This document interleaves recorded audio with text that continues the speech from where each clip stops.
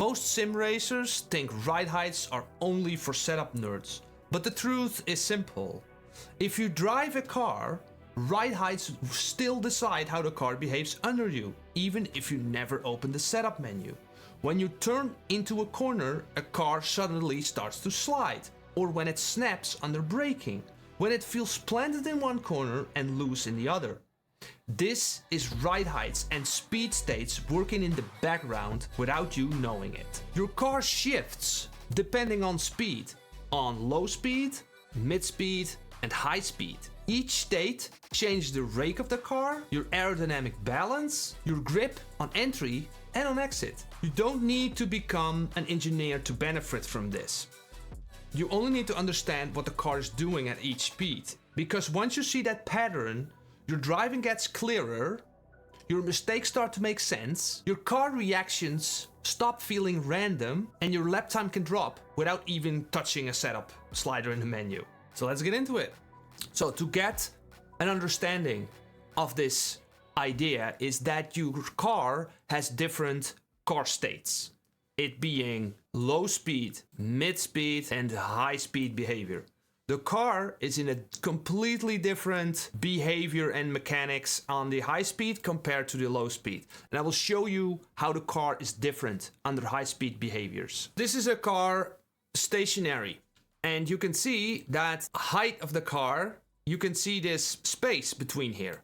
The height of these spaces in Le Mans Ultimate is set by ride heights. How high it is up in the air, stationary. But when we're driving 250 kilometers, it looks like this. You can see that this car now all of a sudden is way flatter on the ground. Now, I did a little, it was hard to get the same camera angle, but you can see how this car is sucked into the tarmac, right? So the spring travel is going down the faster we go. And where I took that picture, that first picture when the car is high up in the air, is on this space on the track. So you can see here on the track map over here, that here where we're standing, and here were the static ride heights. So the front was 50 and the back was 70. You see that? That's also the same as in the setup menu. Exactly the same. When we then under high speed, the next lap on the same kind of position, let's go over here. Here's the space. You can see it over here. You can see it over here. You can see that the ride heights now are completely different. It's like 35 and 43. This means we have a car that is more on the tarmac.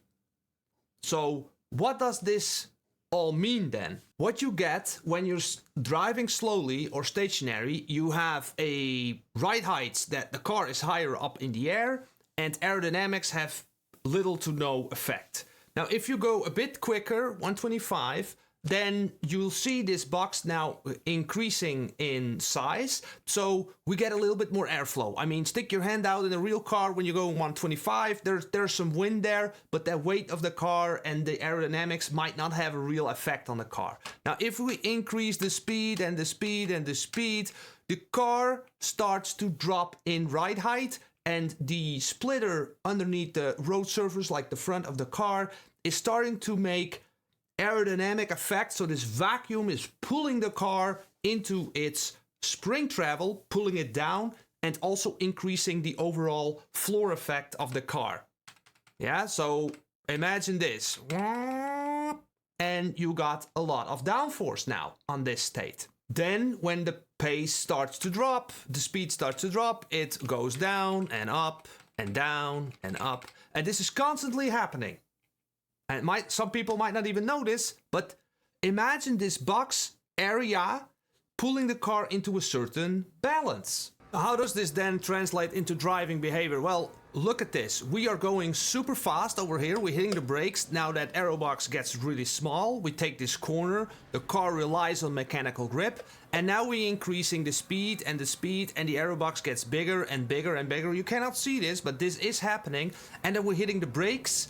And now we're at like 150, so we have might be partly aerodynamics. And now we're going here 170, 180, and I have this balance in the car. You can see there's not a lot of drama. I can take the corner, and it all feels pretty decent. Again, now I'm dropping the speed and I'm completely losing the aerodynamics. So you could see that on that fast right-hander, I had a decent balance, okay? So bear with me here, okay? So in this setup that we used was this aerodynamic stuff. So we got 7 centimeter of this ride height on the back. You can see the telemetry on the front, 5, and we have 0 packers. Little bit of a glitch here. This is considered to be quick in Le Mans Ultimate. So if you're losing out on lap time, reduce packers. But in the next example, I want to show you the 3 centimeters of packers and what it does to the aerodynamic box, how it's changed car behavior, and how to think about how the car is feeling. Now, again, if you're not set up building, you can always glance over this screen and see, I got a bunch of packers on this car, meaning that will make me slow. Could be, not always. You always have the trade-off between fast car, dangerous setup. Okay, let's not go there now, but I'm gonna show you now what this change created on the car from a ride height aerodynamic perspective. But before we do that, we need to talk about ride heights in general. So think about ride heights in general, creating this box, what I explained earlier, the baseline of that position. So if we have a lot of rear ride height, then the overall box behavior will be more forward in the car, meaning more ride height, more oversteer on fast corners. Not in slow corners, necessarily, but especially when you're going faster and faster, rear ride heights create a box behavior so that what's going bigger and smaller, but it will be more positions on the front of the car, giving more grip on the front. All right, so now we're increasing packers. What does that mean? In the setup menu, I added 3 centimeters of packers. Now over here I say plus 20. This is, by the way, from the Art of Car Setups. That's my full setup, blown setup guide. So this is lots of these kinds of explanations. If you really want to go into car setups, then that is like giving you 10 times faster the knowledge than I've learned it. So have a look in the description. So what does this mean? We created a packer on the front spring. And that's gonna change the box behavior and the aerodynamic balance under mid and high speed. So imagine this being the packers on the front of the car all of a sudden. So we got a limit in our box here. So what is that gonna happen then? Well, this is gonna happen. It's not gonna change anything aerodynamically, one on a low speed. But once we hit to 175, now all of a sudden there is a change here. And when we go faster, you can see the aerodynamic box is now shifting to the rear. Why is this happening? Well, we got a limit on our front spring. So the front spring might not be compressed at this speed, but then when we go faster, it starts to compress.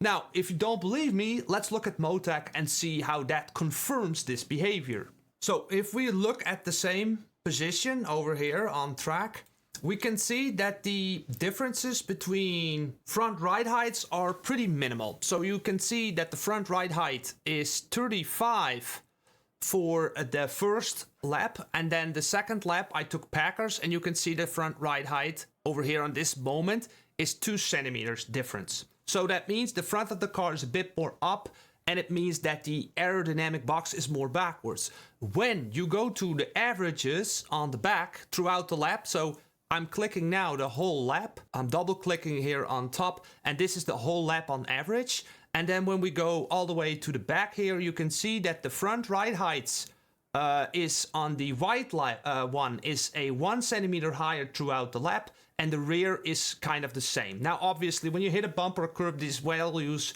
get a little bit different, but you can see on the overall points here that the front ride height over here we got like 26 on the lowest point, which was on the other, it was 23, and on average, it's like 1 centimeter less. So throughout the whole lap, that blue box is more pointing to the rear. It is more pointing to the rear all the time compared to the previous lap that we did with no packers. Now, what does then this do? This makes the car more safe on entry and on high speed, which might be very useful for, let's say, an endurance race where you don't want to screw up halfway through the lap. Now again, if you're not building setups, it doesn't really matter, but it gives you an understanding what the car does. And also with the high speed, if you lose control. Now, so to show you this in driving, because it was not really noticeable in the slow speed, the car feels basically the same in this state. But now we're increasing the speed, and now it's gonna take a little bit of a difference. So I'm hitting the brakes now, and I couldn't really feel the difference, but then I came at this fast right-handed where aerodynamics start to influence, and you can see how I need to turn the wheel, and turn the wheel, I got understeer, understeer, understeer, you see the left front red tire, and that is the difference between that packer all of a sudden. And this car became a lot safer, but it was now understeering quite a lot. So in the next example, we'll do this. Now we're changing aerodynamically. We create a situation where box moves forward throughout the lap. So what does that do then? Well, that's also not gonna have a great effect on the slow speed. So we're gonna increase the speed, and we're gonna increase the speed. But then at 175, now all of a sudden, aerodynamically, we get a car that gets more pitch and gets more rake throughout higher speeds. And this is gonna change the balance again. So here we go. And now we have 3 centimeters of packers on the back. We have aerodynamics increasing the force on the front of the car. And I know this because I changed this. I know this is gonna happen, but even though it catches me out as surprise. So now we're again on that fast right-hander, and you can see while I'm turning the car, and I just lose the grip on the back. Because I was steering too much, and the rear tires basically give up because there's simply not enough airflow on the back on this high-speed situation. You can see the average rear ride height on the normal, on this setup, on the 3 centimeter packers is 48, and on the previous it was 43. So this is just the rake changes and balance changes you have in the car. Now again, I want to point out that if you're not into building setups or whatever, think about what packers do. And whenever you're in a default setup and you look at these packers, you get a clue of like, oh my god, there's so much front packers on this car. Or, oh my god, I keep losing this car as a default setup and I want to make it safer or more aggressive. You could just use packers to change the behavior a little bit, to get an entry into changing it. Because if you understand while driving and you have this dynamic in your head, then you'll just feel like, oh my god, this is what's happening. This is why I lose control. Now I did lose control on the outlap, but then I adjusted myself. And by the way, I'm not saying 3 centimeter packers is the way to go for every car. Some cars really are not great for this. But look at the right front of this screen on what this does with delta. So I screwed up my first braking point, but now I'm actually used to the aggressiveness of the car and I'm balancing it better with lifting a little bit and coasting. And look at how the delta is dropping on the front of the lap, and here also as well. Now I don't have the pain of packers because we're on low speed, no issues. Now I'm accelerating again. I just made up like what, 3/10 just using a more aggressive setup. And this is also the difference between super quick setups and like safer setups. The skill and the setup together are like a combo of how much quicker somebody can get. Now again, I would not want to drive this car setup for a longer race, but maybe for one hot lap, increasing a bunch of packers to gain some rotational freedom to unlock a faster lap time. So think about that dynamic. Now the absolute beauty of Le Mans Ultimate, I think, is that this model is kind of always working.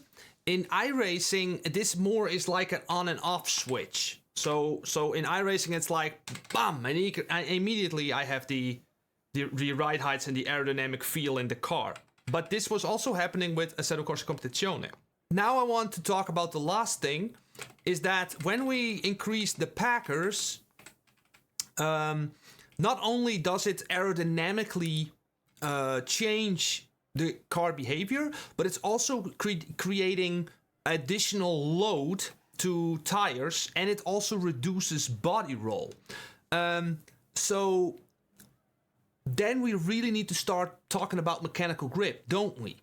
And I will make build on this video because I think it's so interesting like this. I've explained this in previous videos, but I think this is more like I'm refining this as we go. Now, again, if you want to see this behavior change a little bit, let's say, imagine a situation where we want 175 and 200. Now, this shift of the aero box is moving this part with the packer. But if I had stiffer rear springs or softer front springs, now this behavior might happen under a lower speed. So we could have a shift more forward under lower speeds with softer front springs or stiffer rear springs.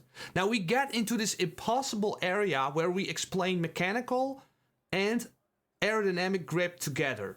But what you just heard in this video with packers and stuff, this is also complementary to mechanical grip. Meaning, if you would add packers to the front to create safety aerodynamically, you also create safety mechanically. And that's why it's so complementary change and so noticeable as you get some consistency in your driving. And by the way, the aggressiveness in setups, I have the store as well with completely like skill level setups, especially for this McLaren. I got them now for every track specific. So I did a lot of testing to get proper safety in setups, and you can use higher levels for more aggressiveness in your practice, and then you can pick a lower level to do safely your races. So that's what a little bit of how I think about car setups to always also improve your driving. I want to thank you for watching this video. If we can get this video up to 300 likes, let's go a full mechanical guide where we explore on this model. And again, if you're interested in car setup building or get a deeper knowledge of what cars do, check out the Art of Car Setups. Now, if you get curious of car setups and you really want to build it without Motec, I have this full-blown guide how I've built every car setup in Le Mans Ultimate in this video without using Motec, but an actually built system for the BMW GT3, and that one is right over here. Thanks for watching.